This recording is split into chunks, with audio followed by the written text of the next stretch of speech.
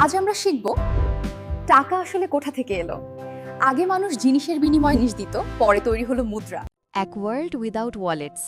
ভাবো তো, তোমরা মিষ্টির দোকানে ঢুকেছ, কিন্তু পকেটে কানাকড়িও নেই, একদম খালি পকেট। তখন কি শুধু চেয়ে চেয়ে দেখবে? টাকা ছাড়া কি কিছু কেনা সম্ভব? আজকের দিনে এটা ভাবাই যায় না। What is barter? অনেক আগে যখন টাকা ছিল না, তখন চলত বিনিময় প্রথা। এর মানে যা দরকার তা পেতে হলে নিজের কোনো জিনিস অন্যকে দিতে হবে।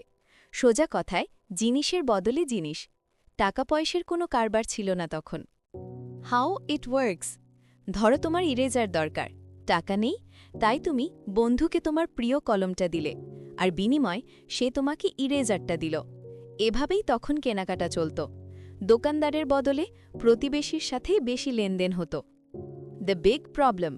শুনতে সহজ হলেও এটা বেশ গোলমেলে ছিল। এর নাম চাহিদার দ্বৈত মেল। মানে তুমি যা দিতে চাও, অন্য জনার ঠিক সেটাই দরকার হতে হবে। এমন নিখুঁত মিলে খুঁজে পাওয়া কি সহজ? একদমই না, বড্ড কঠিন ছিল। The mismatch. মনে করো তোমার জুতো দরকার, আর হাতে আছে একটা মুরগি। মুচির কাছে গেলে, কিন্তু সে বলল, ভাই মুরগি লাগবে না, আমার চাল চাই। তখন তুমি কি করবে? জুতো তো আর পেলে না, পুরোটাই কপাল খারাপ। The result. মুচি মুরগি নিল না, তাই তোমাকে খালি পায়ে ফিরতে হলো।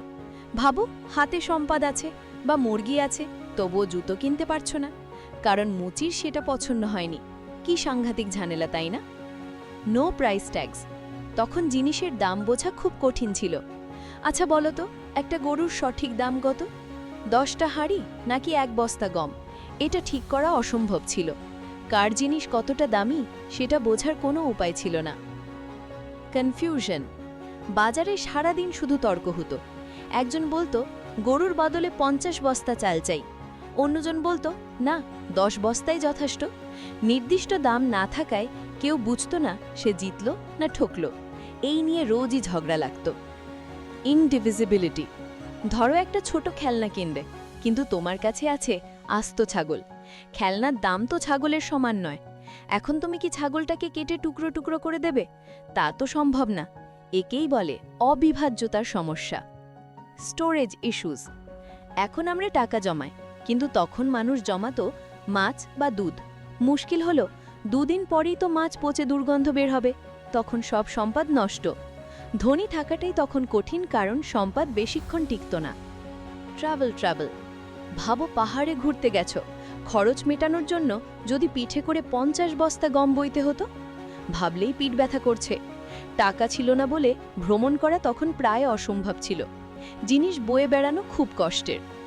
কনক্লুশন। দেখলে তো, বিনিময় প্রথায় কত ঝামেলা ছিল। জিনিস বয়ে বেড়ানো, পচে যাওয়া আর মেলানোর সমস্যা। মানুষ বুঝল এমন কিছু দরকার যা পকেটে রাখা যায় আর সহজে গোনা যায়। সেখান থেকেই টাকার ধারণা এলো।